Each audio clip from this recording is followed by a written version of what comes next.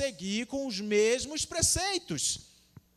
No capítulo 7, que nós vamos ler a partir do versículo 2, Josué já tinha vencido a batalha de Jericó. E Deus já tinha prometido para eles, olha, se forem obedientes, todos os povos vocês vencerão, tomarão as terras, vai ser tudo tranquilo. Vocês vão vencer as guerras com facilidade se forem obedientes. Nesse momento aqui, Josué, junto com o povo de Israel, já tinha vencido o povo de Jericó, já tinha vencido a batalha, a guerra, já estava ok.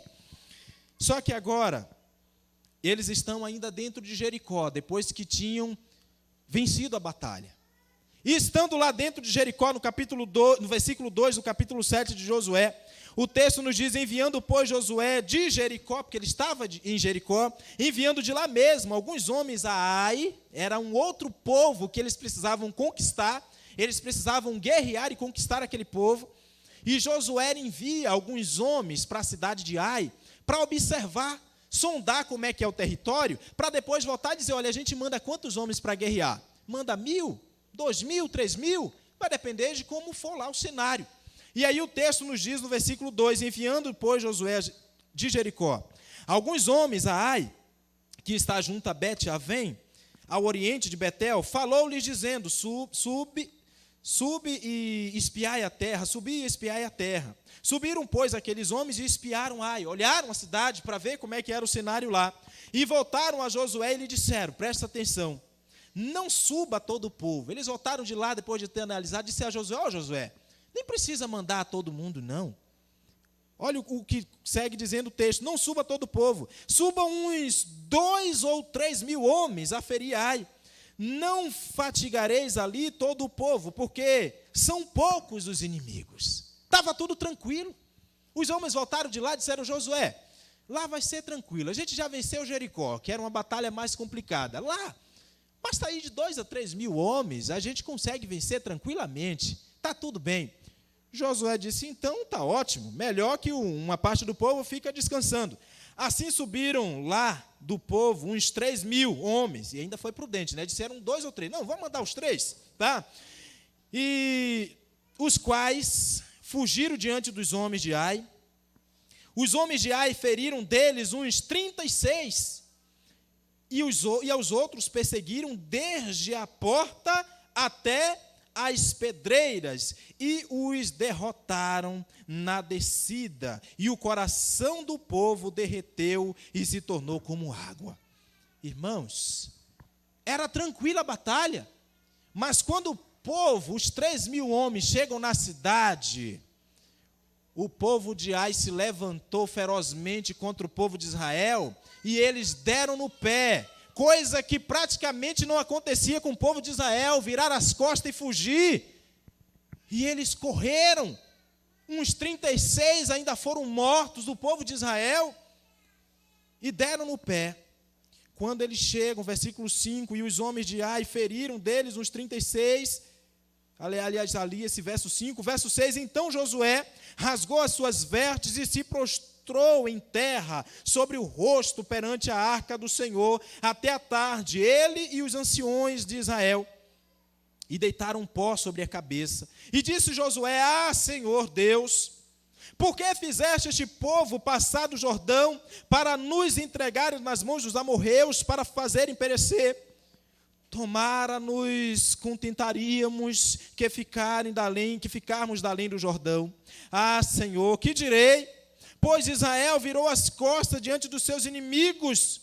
Ouvindo isto, os cananeus e todos os moradores da terra nos cessarão e desarraigarão o nosso nome da terra. E então, que farás teu grande nome? Irmãos, depois que Josué ouviu o que tinha acontecido, Josué se desespera. Josué não sabia o que estava acontecendo. Por que perdemos? Nunca passamos por isso. O Senhor havia prometido para nós que seríamos povos vitoriosos. Josué tinha uma impressão de que alguma coisa não estava certa. E aí ele se lança diante do Senhor, se lamenta, diz, Senhor, antes nós não tivéssemos nem atravessado o Jordão, bastava que ficássemos lá, nós já estaríamos satisfeitos. E a Bíblia diz, irmãos, que quando Josué está junto com os anciões, de rosto em terra, clamando, chorando, preocupados, desesperados. Aí Deus diz uma palavra que eu creio que pode ser uma palavra que nós também podemos tomar posse desta noite. Verso 10 de Josué, capítulo 7. Então disse o Senhor a Josué, ele disse o quê? Levanta-te. Irmãos, existem situações nas nossas vidas que nós estamos lamentando, chorando, prostrado, como derrotados, e Jesus pode estar dizendo para você nesta noite, levante, tome posição. E aí o Senhor vai dizer para Josué, levante, porque estás prostrado assim sobre o rosto. Por que está prostrado? Foi para isso que eu te chamei? E aí Deus vai dizer, Israel pecou e violaram a minha aliança, aquilo que eu lhe ordenara, pois tomaram das coisas condenadas e furtaram, e dissimularam, e até debaixo da sua bagagem o puseram. Opa, tem coisa errada entre nós. No versículo 17 e 18 do capítulo 6, eles tinham uma ordem. Deus tinha dito para eles, olha, quando vocês forem guerrear contra algum povo, vocês podem destruir tudo, e não traga nada do povo dele para dentro da tenda de vocês. Israel tinha uma ordem, eles podiam lutar, mas eles não deveriam trazer nada de lá, para não contaminar o povo. Deus tinha dito isso. Versículo 16 e 17 do capítulo 6. Ele disse, olha, não tragam nada. Façam o que eu mando, destrua se for possível, mas não traga nada de lá para dentro do arraial. Irmãos, às vezes nós estamos sofrendo porque estamos trazendo coisas estranhas para dentro da nossa casa. Às vezes estamos trazendo ou levando coisas que são abomináveis ao Senhor para dentro de casa. E aí começamos a sofrer derrotas, começamos a perecer. E Jesus está dizendo hoje, se levante e procure ver o que é que está errado dentro da sua casa. Procure ver o que é que está errado em você. Deus disse, olha Josué, tem coisa errada. Tem gente fazendo coisa que eu não mandei fazer. E por isso pereceram. E aí Josué ouve isso, versículo 12, pelo que os filhos de Israel não puderam resistir aos inimigos. Deus dizendo, por isso que eles perderam, por isso que viraram as costas e foram humilhados. Foi porque levaram coisas condenadas para dentro do arraial. E aí Deus vai dizer, agora tem uma instrução para você, Josué. Tem algo que precisa ser feito. E ele diz no versículo 13, dispõe-te, ou seja, toma posição, toma coragem, santifica o povo e diz, santificai-vos para amanhã, porque assim diz o Senhor, Deus de Israel, há coisas condenadas no vosso meio, ó Israel, aos vossos inimigos não podereis resistir, enquanto não eliminardes do vosso meio as coisas condenadas. Irmãos, tem crente perdendo batalhas que era para vencer. Tem crentes que não conseguem mais vencer as dificuldades.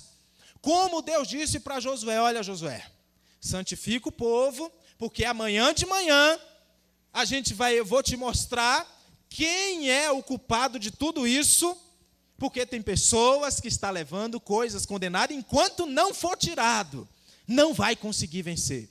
Meu irmão, minha irmã, enquanto não consertar o erro, só vai ter derrota. Enquanto não pararmos para ver o que é que estamos levando para dentro de casa, o que é que estamos levando para a nossa vida, enquanto não houver conserto, assim como Deus disse para Josué, enquanto não tirar o que está errado, não vai ter vitória. Não adianta lutar, não vai ter vitória. Às vezes a gente tenta esconder o erro e quer avançar com o erro incubado, escondido. E Deus está dizendo nesta noite, ou você desencava o erro, ou você descobre o erro, ou não vai ter vitória. Vai ser vida de derrotas, se não descobrir onde é que está o erro. Eu fico às vezes imaginando, irmãos, um pai que leva um filho desde cedo para o bar. E o que ele está ensinando? Depois que o filho cresce, se torna um alcoólatra. E ele vai dizer, o que aconteceu com meu filho? E Deus está dizendo, você levou para dentro de sua casa aquilo que eu condeno. Às vezes nós falamos dentro da nossa casa coisas que não edificam. E depois os nossos filhos crescem, virando as costas para o Evangelho. E a gente vai lamentar e Deus está dizendo, você mesmo levou para dentro da sua casa aquilo que eu não gosto. Irmãos, isso é noite de a gente parar e olhar para dentro de nós. O que é que nós estamos levando para a nossa vida? O que é que estamos assistindo dentro da nossa casa?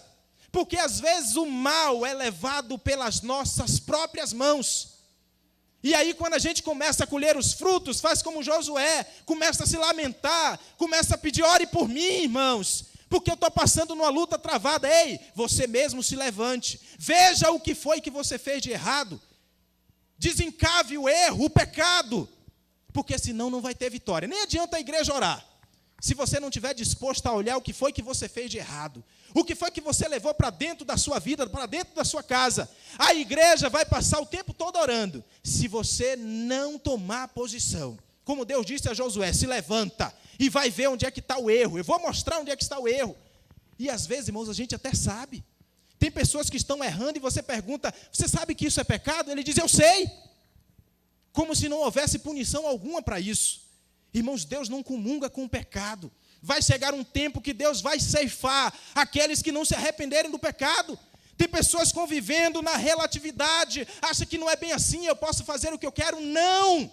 Veja o que aconteceu com essa história. O texto segue dizendo, pela manhã, verso 14, pela manhã, pois vos chegareis, segundo as vossas tribos, Deus dizendo, Josué, você vai fazer o seguinte, amanhã de manhã, você vai chegar diante das tribos, eram 12 tribos em Israel, 12 tribos, cada tribo com milhares de pessoas. Deus disse, você vai chegar diante das tribos, versículo 14, e será que a tribo que o Senhor designar por sorte se chegará. Deus disse, eu vou fazer um negócio com você. Chega diante das 12 tribos e eu vou mostrar o caminho, onde é que está a raiz do erro. Onde é que foi plantado o erro. Ele disse, você vai chegar às tribos. Eram 12 tribos e milhares de pessoas, cada povo pertencendo a uma tribo. Primeiro tu chega às tribos e por sorte que eu vou designar. Eu vou dizer como é que você vai fazer. Aí você vai identificar de onde saiu a tribo. Sabe aquele método da dedução, da investigação? Que às vezes o pai e a mãe faz isso, né? Quando tem vários filhos, para descobrir quem foi que comeu, quem foi que lambiscou. Vai pela dedução, né? Você vai identificando aquele que está com o cheiro da comida na mão. Não é assim às vezes que a gente faz? Vem cá você está com o cheiro do peixe, foi você. Aí Deus disse, bom, primeiro a gente vai pelas tribos. A gente vai identificar de onde foi. Qual foi a tribo de onde começou o problema? Versículo 14 ainda. E depois das tribos, aí a gente vai resumir agora. Já identificou de onde foi a tribo? Agora nós vamos trabalhar só com essa tribo e vamos identificar de qual família foi. A gente identifica a tribo e depois a gente identifica a família. Está aqui no versículo 14. E o Senhor designará por sorte, segundo a sua família, e a família do Senhor, e a família que o Senhor designar, se chegará por casas. Primeiro a gente identifica a tribo, depois a gente identifica as famílias, e depois a gente identifica o quê? A casa. Depois identifica a casa onde foi plantado o problema. E se chegará casa por casa, cada uma das casas que o Senhor designar, e chegará homem por homem. Identificou a casa? Agora, dentro da casa, a gente vai identificar homem por homem, para saber quem foi que cometeu o erro. Versículo 15, aquele que for achado com a coisa condenada, olha o que vai acontecer, será queimado, ele e tudo quanto tiver, porque violou a aliança do Senhor e fez loucura em Israel. Irmãos, o caso é sério. Era muito simples, era só não pegar nada de lá de Jericó. Destrói aquilo que eu mandei destruir e deixa lá, não traz nada de lá para dentro de Israel. Aí sabe quem foi o culpado, irmãos? Sabe quem foi o cara? Versículo 16. Aliás, 17. Fazendo chegar a tribo de Judá, caiu sobre a família dos Zeraitas, fazendo chegar a família dos Zeraitas, homem por homem caiu sobre Zabdi, e fazendo chegar a casa do homem por homem, caiu sobre Acã. Guarda esse nome, irmãos. Josué fez toda essa triagem e identificou que o culpado tinha sido Acã. Acã foi o culpado. Agora você imagina, o povo perdeu uma batalha, 36 homens foram mortos por causa de um que desobedeceu ao Senhor. Sabia que às vezes, por causa de um erro meu, eu posso levar toda a minha família a perecer? Por uma falta de posição minha dentro da minha casa, eu posso deixar que minha família toda se perca? Você sabia que por o pecado de um, pode ser que a igreja toda pague um alto preço? Por isso que a gente fica, vigia, irmãos, vigia, porque os outros podem pagar um preço pelo seu pecado. Só Acã tinha cometido o erro, irmãos. Aí quando Josué identifica, você já imaginou o cenário? Todas as tribos ali reunidas, milhares e milhares de pessoas esperando para ver o desfecho da história. Aí quando identifica Acã, versículo 19, então Josué disse a Acã, olha só o que Josué vai falar para ele: filho meu, dá glória ao Senhor Deus de Israel, e a Ele rende louvores, e declara-me agora o que fizeste, e não esconde. Já tinha identificado, diz, nem adianta você fugir, fala o que foi que você fez. Presta atenção na resposta de Acã, irmãos. Olha só que imbecilidade. Olha o que foi que Acã disse. Respondeu Acã, verso 20. Respondeu Acã a Josué e disse: verdadeiramente pequei contra o Senhor Deus de Israel, e fiz assim e assim. Ele vai contar no versículo 21, presta atenção. Ele disse o seguinte: quando vi entre os despojos, ou seja, entre as coisas de lá de Jericó que foram destruídas, ele disse, quando eu vi entre os despojos uma boa capa babilônica, e 200 ciclos de prata, e uma barra de ouro, e do peso de 50 ciclos, aí ele disse, eu cobicei, eu desejei aquilo para mim. E aí ele disse, e tomei-os, e eis que estão escondidos na terra, no meio da minha tenda, e a prata